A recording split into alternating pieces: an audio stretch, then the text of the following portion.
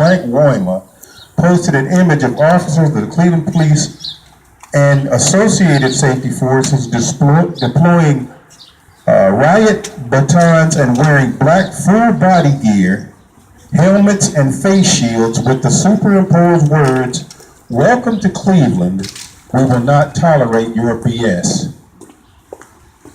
This exemplifies exactly what we're talking about, the militarization of police forces, not only in Cleveland, but around the nation.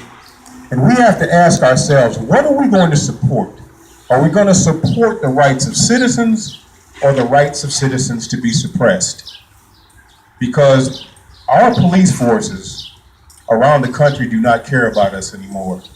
Our administrations in our cities don't care about us anymore.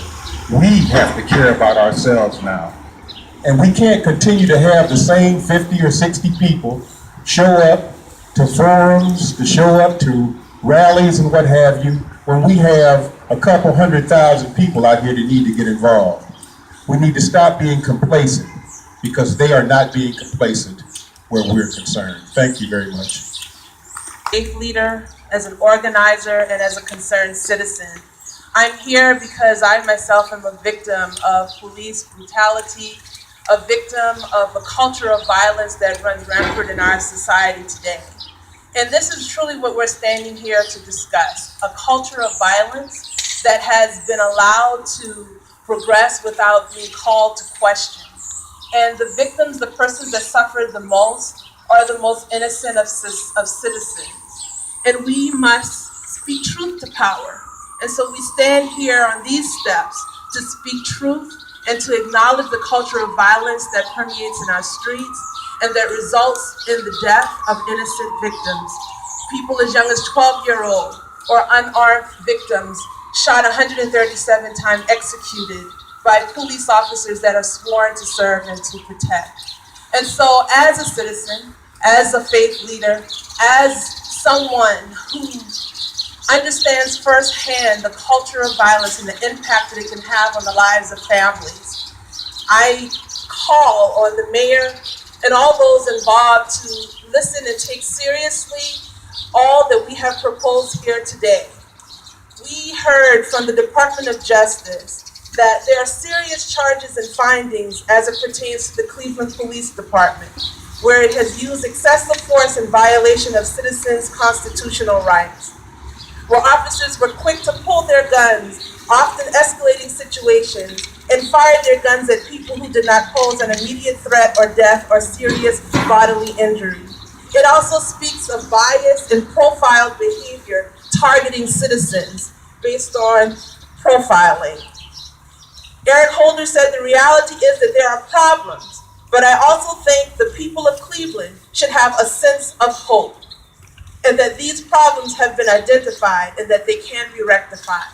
How can we rectify the situation, and how do we instill in our community a sense of hope if we exclude our citizens from being at the table, if we deny them the opportunity to share in dialogue with matters that directly impact us as citizens in our city? And as the question was posed earlier, what happens after the RNC? If we are truly concerned about our citizens, and if we truly honor the voices of our citizens, and if we truly want and wish to instill a sense of hope in our society and our community, then we must revisit these decisions and the impact that it will have directly on the community long after the RNC has left.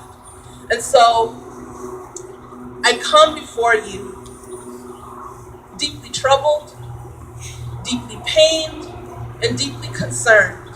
And I pray that our mayor is listening and that he would be dedicated and faithful to his role as a public servant and hear what the people are saying as we speak truth to power on these steps. Thank you. Mayor Frank Jackson, when he came to our pastors' meeting, he stated that the consent decree has no criminal elements involved in it.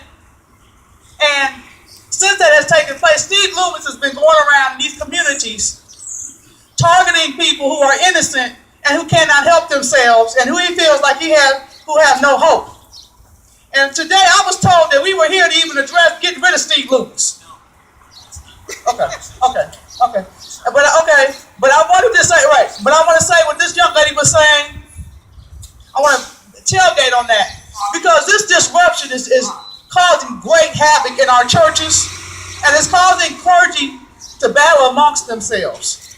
And I think we need to take this to the next level, even if we need to put something in writing. I don't even know your name, young lady.